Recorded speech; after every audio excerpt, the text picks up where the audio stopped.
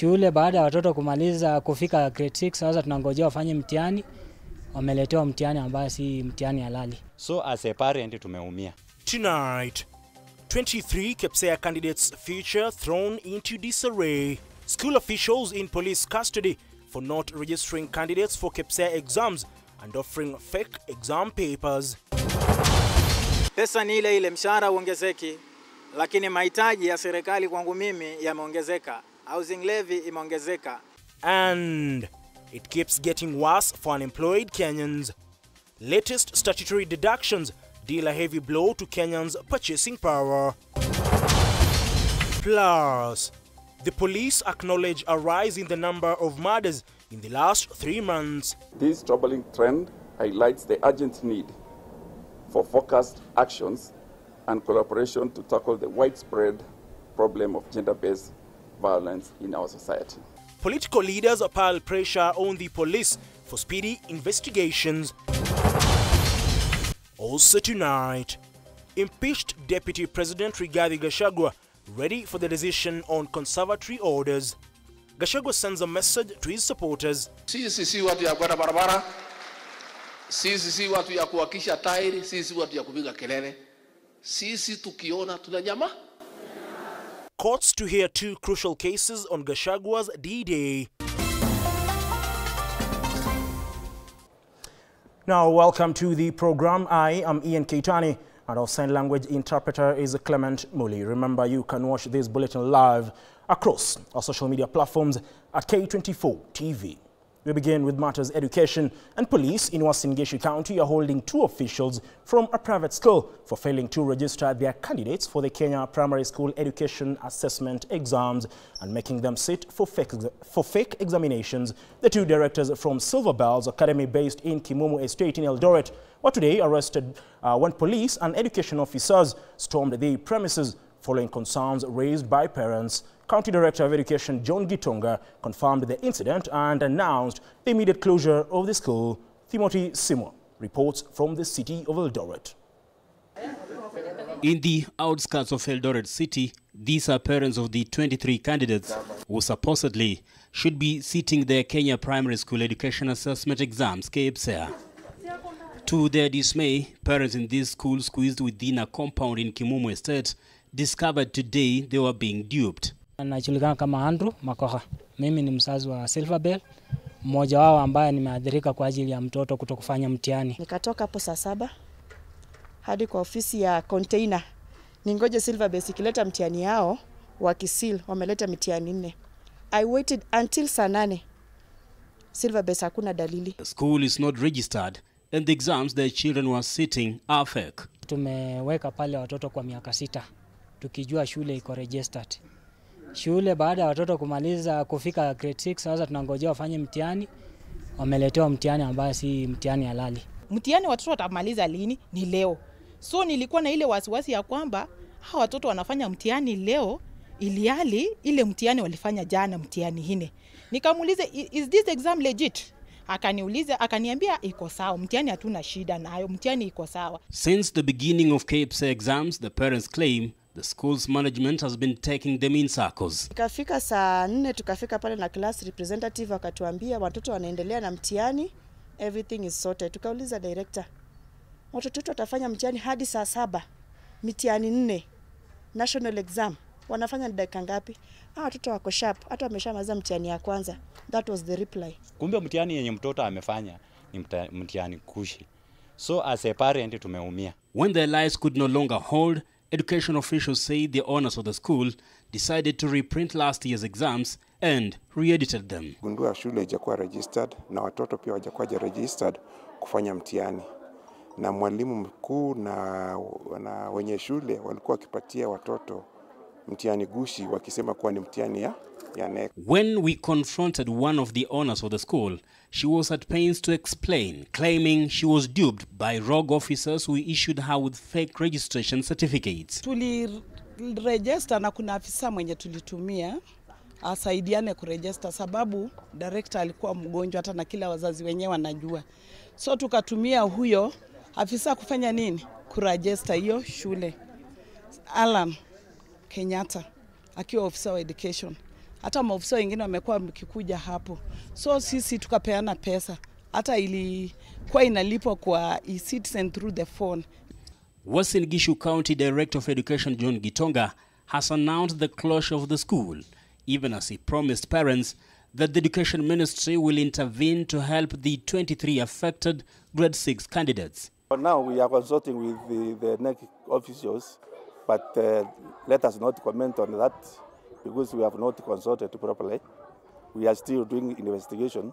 Timothy Simwa, K24 TV.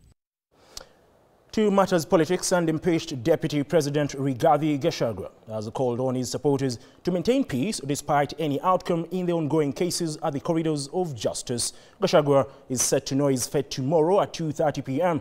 when a 3-judge bench of the High Court will rule on whether to lift or extend conservatory orders restraining Kithure Kindiki from being sworn in as the Deputy President. As Joel Shashana reports, the Court of Appeal will also begin hearing a case challenging the ruling by the High Court that Deputy Chief Justice Philomena Mwilu and rather lawfully empaneled a bench looking into Gachagua's impeachment petitions. Speaking in Limuru, Kiambu County, where he attended a burial ceremony, impeached Deputy President Rigathi Gachagua had a message for his political supporters, especially in his political bedrock, amidst the political storm he's facing. Unajua kuna watu walikuwa wanasema na huyu Rigathi Gachagua hana wafuasi Mlima Kenya, mbona watu watoki kwa barabara, hawakishi moto, hapigi kelele. Hiyo si tabia yetu. Sisi si watu ya kwenda barabara, sisi si watu ya kuwakisha tairi, sisi si watu ya kupiga kelele. Sisi tukiona tunanyama, iko siku tunafanyanga vile natakika. Gachagua is said to know his fate on Thursday at 2:30 p.m. on whether he will remain in office as the second in command. We have faith that our judiciary will protect and uphold the Constitution of Kenya and will exercise fairness and give justice to Rigathi Gachagua and his supporters. That is our prayer. The application to set aside conservatory orders has since been objected by his lawyers who expressed the dangers of such a decision. You'll be urged to set aside the conservatory orders on the basis that there is constitutional crisis that is looming. But who has precipitated and created this constitutional crisis if it does exist, if not the respondents? The Deputy President remains in office.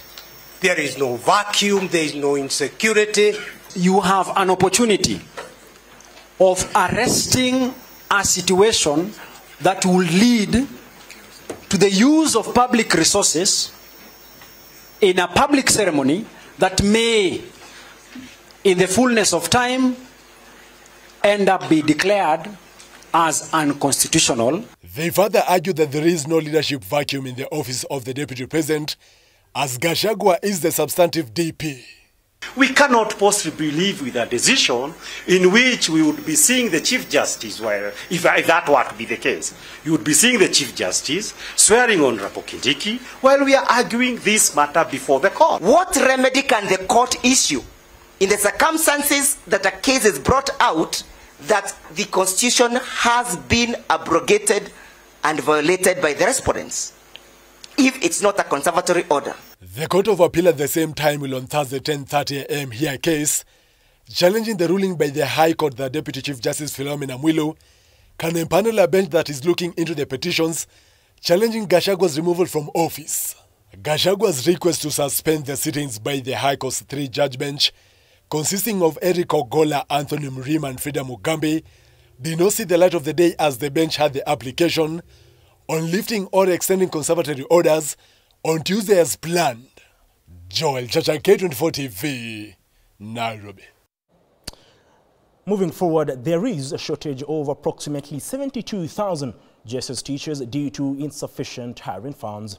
This is according to Education CS Julius Amigos Gamba, who noted that the teachers will be retooled in multiple grade 9 subjects to bridge the gap. Meanwhile, Kenya Primary School Heads Association says that the allocation of 1 million shillings for construction of a single classroom is inadequate, noting that many schools will require more than 2 classrooms. Harriet Shimea tells us more.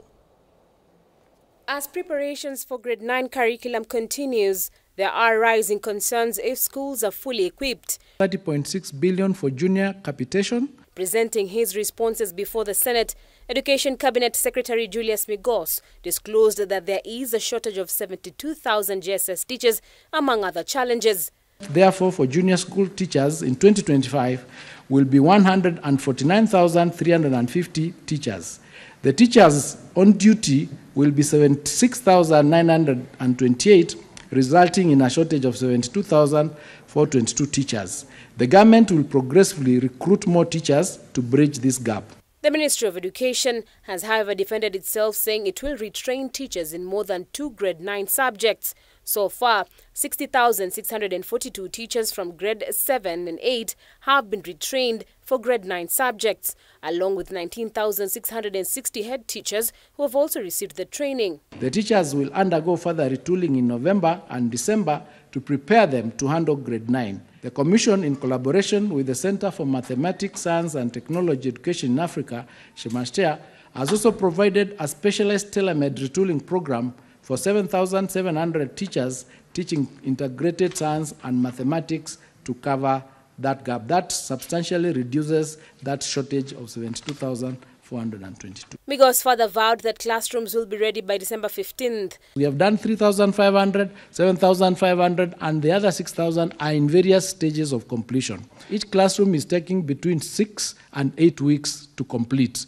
And we have been going around the country and commissioning those that have been completed. However, it remains unclear which schools have been built so far, especially among the MPs tasked with constructing an additional 6,000 classrooms. If the MPs have got the finances to put up classrooms, they should have started yesterday. What information about where to put up these classrooms are they waiting for? And already the records are showing that junior school is domiciled in primary schools. This situation has raised concerns among public primary school heads who argue that 1 million shillings is not enough for constructing a classroom, noting that many schools will require 3 classrooms for grade 9. There should be clearance that the boards are authorized to construct these classrooms and use the fastest method. There are some challenges on, have you followed the process? Which process have you followed? So those are methods which will delay. The monies which have been sent are not enough. Because a school which needs 10 classrooms as per the ratio which is recommended for a secondary, they are being given money for 5 classrooms. The KEPSHA chair has further called on the government to hire more teachers at a time when the state is ironically planning to seek placements abroad for 400,000 unemployed teachers, claiming it does not have enough in its coffers to employ locally. It's now a wait-and-see situation on whether the government will fulfill its promises to enhance the education of over 1 million grade 9 learners. Harriet Chimea, K24. Staying on matters education is that the government has continued to accrue capitation arrears totaling to over 59 billion for primary, junior, secondary and secondary schools in the last 4 years. This comes even as the Ministry of Education falls the National Treasury for the mess in schools owing to inadequate funding, as Bentura Komboka now tells us. Almost 5 years now, the Ministry of Education has fallen short of the approved capitation rates of 1,420 for primary school learners, 1,542 for junior secondary school learners, and 22,244 for secondary school learners due to delayed disbursement by the Exchequer. When you do not give enough money to the schools, there is evidence that the quality and the performance of some of the schools may fall below the required standards, because it becomes very difficult, for example, for the head teachers to run the school. So they're in that situation where it's a bit difficult for them. But it is something that as a ministry we have to grapple with and see what else can be done, where else can we efficiently run using these funds to ensure that we are able to uphold the standards of our education that is required. Appearing before the Senate to answer on allocation and utilization of capitation funds, Education Cabinet Secretary Julius Ogemba revealed Treasury owes the ministry over 59 billion shillings, crippling learning in public schools. The figures that are being disbursed by Treasury against the requirement in view of the policy of 100% transition has continuously, the numbers have gone up, the numbers of students have gone up, and the amounts have not been proportional to the number to meet the actual capitation that is given. Of the 59 billion shillings, 3 billion shillings was accrued in the 2018-2019 financial year, 6 billion in the 2019-2020 financial year, 16 billion shillings in the 2020-2021 financial year, 17 billion shillings in the 2021-2022 financial year, and 17.6 billion shillings in the 2022-2023 financial year. The figures affected the disbursed capitation, especially in secondary schools that saw each student get a capitation of 21,144 against the approved capitation rate of 22,000 in 2018-2019 financial year, 20,155 shillings in the 2019-2020 financial year, 17,495 shillings in the 2020-2021 financial year, 17,401 in 2021-2022 financial year, and 17,456 in the 2022-2023 financial year. Despite the ministry's distribution formula to ensure timely disbursement of funds, there has been a constant calls from secondary school heads over delayed funds to run schools. From the beginning of 2023-2024 financial year, capitation is now disbursed on timely basis on the ratio of 50-30-20. That means for term 1, we do 50%, term 2, we do 30%, and term 3, we do 20%.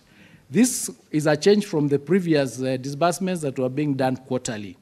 There might be some delays that some schools do not receive the money on a timely basis when the exchequer has delayed, when the capitation disbursements sometimes delay. Earlier this month, the Secondary School Heads Association, CASHA, had threatened to close down schools earlier due to lack of funds to run institution, financial crisis that was also threatening preparations for national exams due to kick off in November.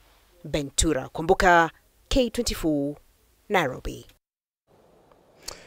Well, on that note, we just take a brief breather. We'll be back with more. Don't go away.